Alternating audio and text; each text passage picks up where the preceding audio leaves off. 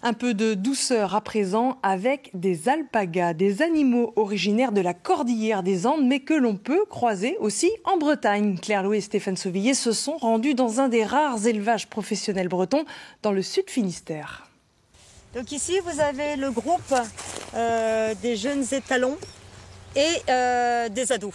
Yodelis, Blackout, Jingle, Virginie a donné un prénom à chacun.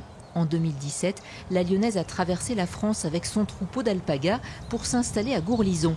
L'élevage a grandi et compte une quarantaine de bêtes bien acclimatées à la Bretagne. Virginie a eu un vrai coup de foudre pour ce cousin du lama. On a croisé le regard d'un alpaga, fallait pas. Parce que c'est vrai qu'ils ont une façon, ce regard bien rond, bien noir. Je trouve qu'il y a ce côté très, très chaleureux, très doux, très innocent. Alors ici, vous êtes dans la classe baby. Ce sont les petits de l'année 2020 qui ont été sevrés il y a quelques semaines. Mâles et femelles sont élevés séparément mais toujours en groupe. Virginie sélectionne les reproducteurs pour améliorer la qualité de la laine. En plus d'être de bonnes tondeuses écologiques, les alpagas sont recherchés pour leur toison aux couleurs variées, 7 fois plus chaudes que la laine de mouton. Pour juger la qualité de la fibre, on regarde 5 points.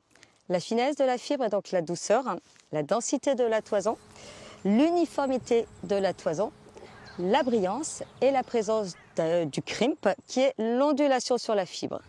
Tondue une fois par an, les alpagas donnent plusieurs kilos de fibres. Une fois filée, la laine est tricotée par Virginie, un travail artisanal qui garantit une traçabilité totale. Ici, vous avez la laine d'Hortensia. Effectivement, je dis souvent du producteur au produit fini.